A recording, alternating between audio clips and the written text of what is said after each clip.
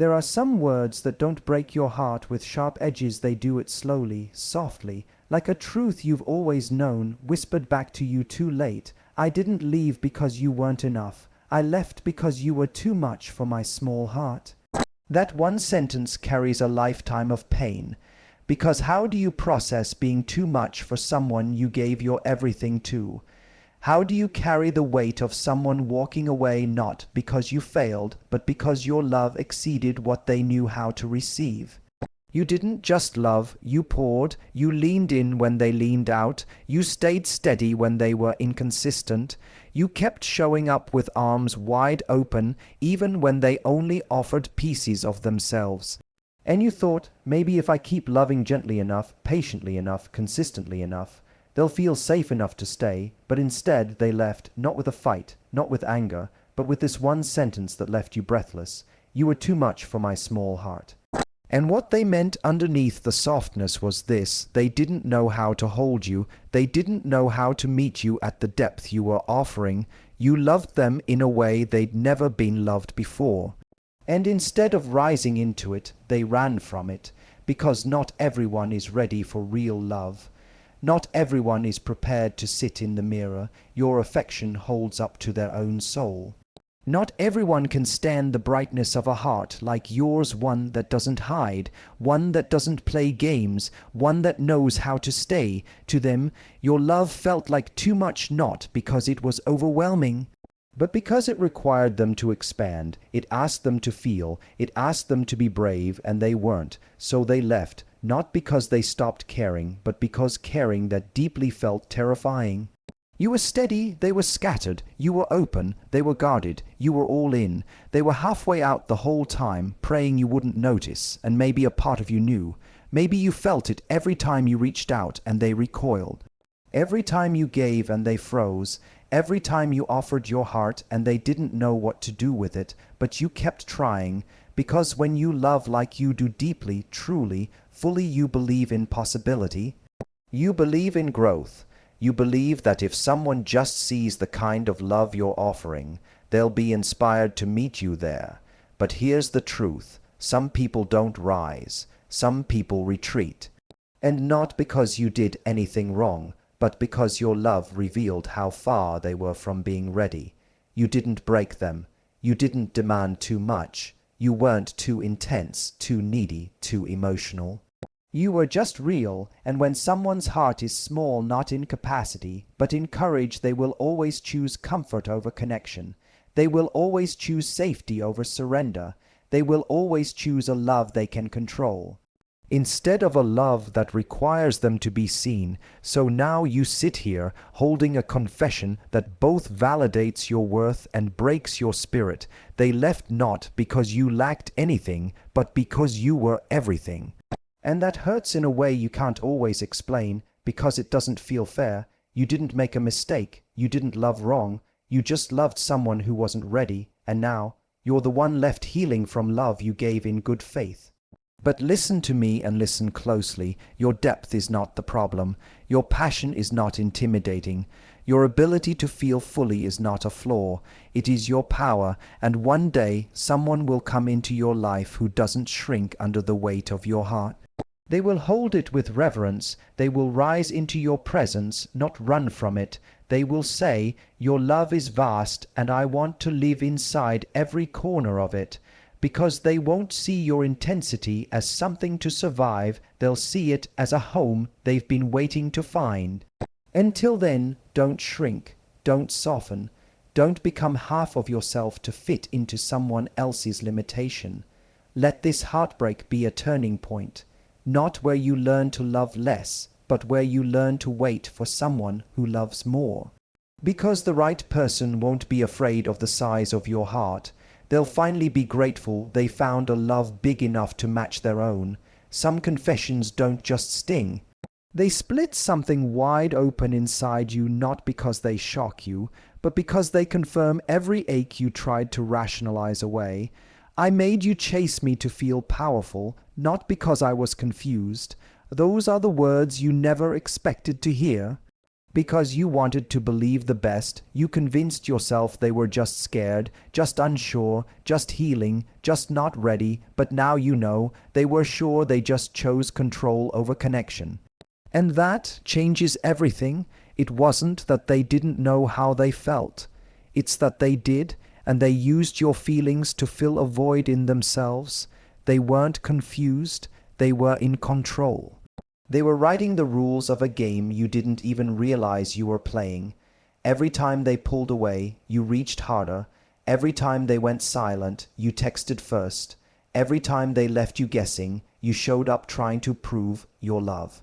But it was never about love to them, it was about power. It was about feeling wanted, feeling needed, feeling important, and they got that. Every time you chased, they created distance, not because they were unsure of you, but because they knew you'd come running. They needed to feel like the prize, even if it meant making you feel like you were never enough to win them. And now they finally admit it. It wasn't miscommunication. It wasn't timing. It wasn't emotional immaturity. It was manipulation, but the cruelest part, you weren't foolish for loving them. You were loving from a place of sincerity. You believed in the potential.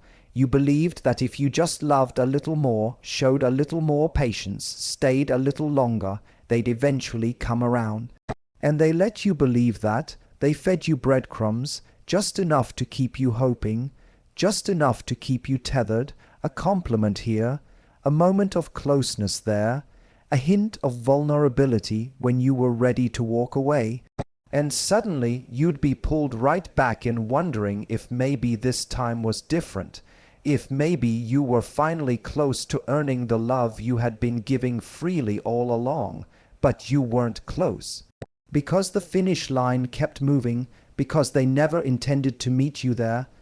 They wanted to stay in control, and control, for someone who feels small inside, is the only way they can feel big.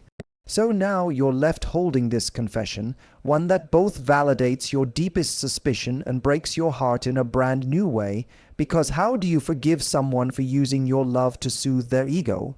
How do you heal from a connection that wasn't real to them in the way it was real to you? You start by forgiving yourself first, for chasing, for hoping, for giving your heart to someone who didn't honor it. You didn't love wrong, you didn't mess up. You were simply loving someone who wasn't honest about why they needed you in the first place.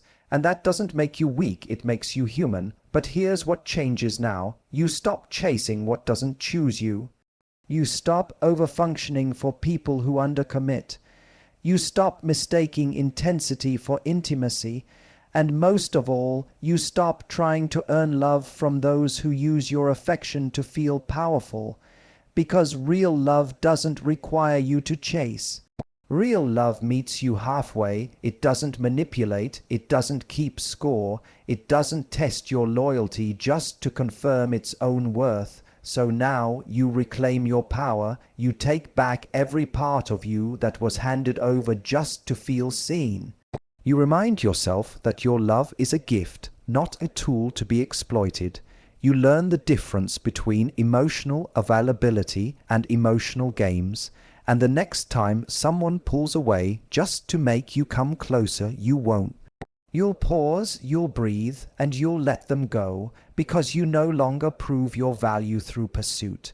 You let your value be a standard one that only those with genuine intentions can rise to meet. Let their confession be your clarity.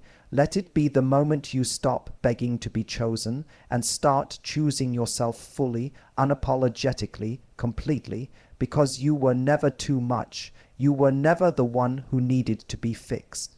You were simply someone who loved with their whole heart. And now it's time to give that heart to someone who sees it as sacred, not someone who used it as leverage. Some confessions don't offer closure, they open doors to wounds you thought were sealed. And when they finally say, "I didn't want you to know how much I needed you, so I let you walk away," you realize just how much of the love you gave was met with silence, not because it wasn't felt, but because it was feared. They needed you deeply, but instead of holding on, they loosened their grip. Instead of saying, "Please don't go," they said nothing, and so you left, not because you wanted to, but because there came a point when silence became unbearable. Because trying to stay in something that felt one-sided was starting to cost you your peace. Because loving someone who wouldn't open up was breaking you in ways they didn't even see. But now, they tell you the truth. They needed you. They just didn't want you to see that, because in their mind, needing someone meant weakness, it meant vulnerability, it meant giving away control, so they chose pride, they chose distance, they chose the illusion of strength over the reality of connection. And that's what hurts the most, doesn't it? That they could have said something, that they should have fought, that in the quiet moments, when you begged for a sign, for clarity, for confirmation, they could have said the words that would have changed everything. But they didn't. They stayed behind the walls they built, even as you knocked on every door with open hands and a soft heart. You were willing to stay, willing to understand, willing to walk through fire if only they'd meet you halfway. But they let you go, and now you know why, not because they didn't care, but because they cared too much and didn't know what to do with that.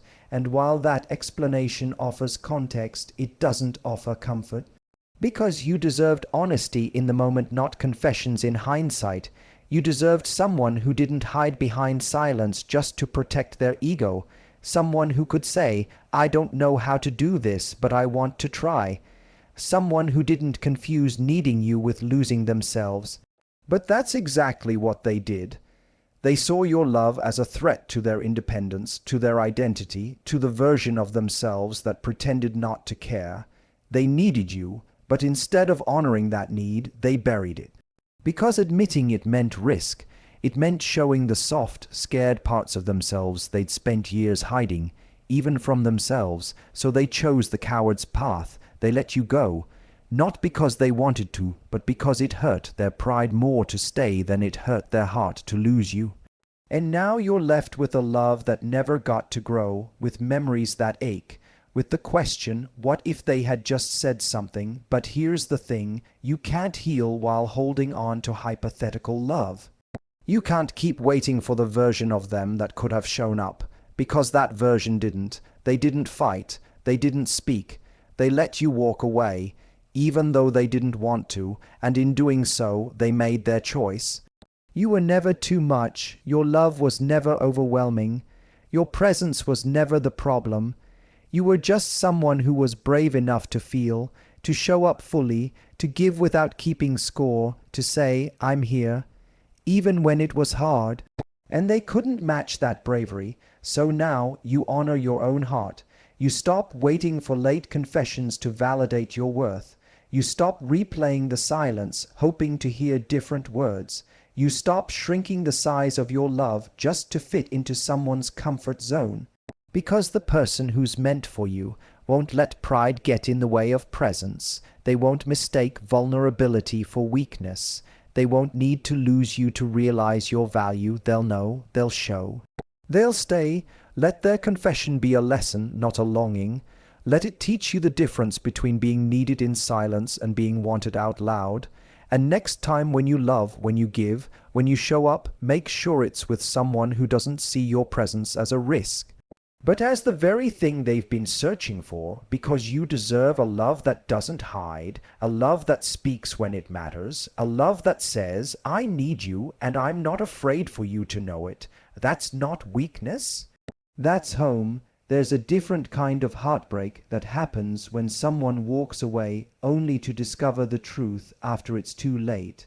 And their confession sounds like this: "I compared you to others until I realized no one else held me the way your silence did." Let that sit with you for a moment, because it isn't just about the words they said, it's about what they finally admitted, that while you were quietly offering real love, they were out there searching for noise. For distraction, for validation, for something they thought they were missing. They kept trying to measure you against people who sparkled on the surface, but never stayed when it got real. They chased temporary highs while you stood there still, steady and sincere. You weren't the one posting for attention. You weren't the one playing games. You weren't trying to prove yourself. You were just there, present, grounded, offering love that didn't demand the spotlight, but held depth they couldn't comprehend at the time. So they missed it. They didn't know how to recognize peace, because they'd been conditioned to confuse chaos with chemistry. They thought love had to look like drama. They thought affection meant anxiety. They mistook intensity for intimacy, and next to all that noise, your quiet love felt unfamiliar, unexciting, uncertain, so they compared, they left. They entertained what was flashy and convenient, and for a while it gave them what they craved, the illusion of freedom, power, control. But eventually it all fell flat, because attraction without substance is just a temporary fix, and connection without safety is just a pretty disguise for emptiness, and that's when they remembered you. Not because you begged for them, not because you chased, not because you filled their phone with messages or fought for attention, but because your silence lingered, because while everyone else needed to be seen, you had the kind of presence that could be felt. You didn't demand, you didn't beg, you didn't force your way back into their life, you just stopped. And in that stopping, in that final act of letting go, they started to understand what they lost, because your silence wasn't bitter. It wasn't manipulative, it wasn't cold, it was dignified, it was self-respecting, it was the loudest thing they'd ever heard in their soul. It held them in a way that none of their distractions could. Not because it was filled with noise, but because it carried weight. It spoke truth. It echoed all the love you had once spoken out loud, now wrapped in the quiet of your absence. And that's the thing they never saw coming. They thought they'd replace you easily. They thought there were hundreds of versions of you out there, but what they didn't realize was you were rare. You were the person who offered calm in the middle of storms, the person who didn't just show up with passion, but with presence. Who could love without needing to control, who could hold space without demanding anything back. And in that comparison they learned a painful truth. No one else made them feel like home. They found people who were fun but not faithful. People who were exciting but not consistent. People who made their heart race but not rest. And then there was you, the one they left behind, the one who loved quietly, fully, without fanfare, but with depth that echoed long after you were gone. Now they say they didn't understand it back then, that they thought your stillness meant disinterest, that your silence was emptiness, when in fact it was wholeness. But the cruelest irony, now they get it. Now they want to return. Now they want to replace the noise with what you once offered so freely. But you've changed, you've grown, you've healed in places they never took the time to explore. You no longer crave being chosen by someone who had to lose you to recognize you. You no longer see your love as something that needs to compete for value. You now understand that the kind of love you gave, the quiet, powerful, grounding kind, isn't for everyone. It's for someone who recognizes it from the beginning. So let their confession be the final closure. Not a door you walk back through, but a reminder of how far you've come, and how deeply you loved someone who just wasn't ready for it. Let it remind you that comparison will always fall short when held up next to authenticity. That silence can be more healing than chaos, that the right kind of love will never need to be the loudest one in the room, because it will speak for itself through how it makes you feel. You were never too quiet. You were never too boring, you were never lacking passion, you were just peace, and they were addicted to noise. Now let them sit with what they lost, while you move forward in the strength of your silence, towards someone who doesn't need to compare you to anyone. Because they'll know you're the only one who ever made them feel truly held. There are confessions that unravel everything you thought was true, and this one, I saw you as my home, but I treated you like a hotel. That one stings differently. Because you didn't just love them, you built around them, you opened the doors of your heart wide and warm, you made space, soft space for their wounds, for their story, for their storm. You let them in not as a visitor, but as someone who belonged. But now they tell you they never saw it like that. They used what felt safe without choosing to stay. They rested in your light but didn't protect its flame. They needed the warmth, but couldn't stand the weight of commitment that warmth asked for. And while you were thinking forever, they were living like it was temporary. They saw you as home, but treated you like a stopover, a place to land, not live, a space to get comfort, not connection, a soul to borrow. Not build with, they came in with their pain, you wrapped it in grace. They dropped their fears at your feet. You picked them up like they were your own. They needed healing, and you offered them shelter. But the problem with being someone's safe place is that sometimes they stay just long enough to feel better and then leave without looking back. They didn't unpack, they didn't invest, they didn't water the garden they walked into. They just laid down for a while, got rest from the world that broke them, then left you holding the pieces they never planned to fix. Because to them, love meant ease, love meant refuge, love meant something that asked nothing of them. And the moment your depth required depth in return, they vanished. The moment love became mutual effort, not just emotional convenience, they checked out. But let's talk about you for a second. Let's talk about the person who offered a heart like a home. You gave without keeping score. You showed up not for the praise, but because it's who you are. You were willing to grow, to work through, to stay. You didn't need them to be perfect. You just needed them to choose you, fully, freely, honestly. But they didn't, and now you're left with this confession, this aching truth that they saw you as everything they needed, but never treated you like something they valued. And you know what? That doesn't make you foolish. That doesn't make you naive. It makes you real. It means your love was never cheap. It wasn't transactional. You didn't love from ego. You loved from soul, and that kind of love doesn't go unnoticed even if it goes unreciprocated. Because now they're the one carrying the weight, the regret, the echo of what they lost. They'll go searching. They'll meet people who give them temporary highs, but no grounding, excitement, but no emotional safety. Physical presence, but no spiritual bond, and slowly they'll remember what it felt like to be held by someone who expected nothing but honesty, because what you gave them wasn't something they'll find again easily. It wasn't based on attraction, it wasn't wrapped in games, it wasn't performative, it was sanctuary, it was truth, it was home. But here's the part that matters most now. You don't rebuild your house for someone who only wanted to rent. You don't open your heart to someone who only shows up when they're tired. You don't keep the door unlocked for someone who never learned how to stay. From this point on, you honor your love by protecting your peace. You let someone earn the space you so freely gave. You stop proving your worth to people who don't know how to hold it. And you remember, your heart is not a hotel, it's a home, it's sacred. It's built on trust, truth, presence, and depth. The right person won't treat it like a pit stop.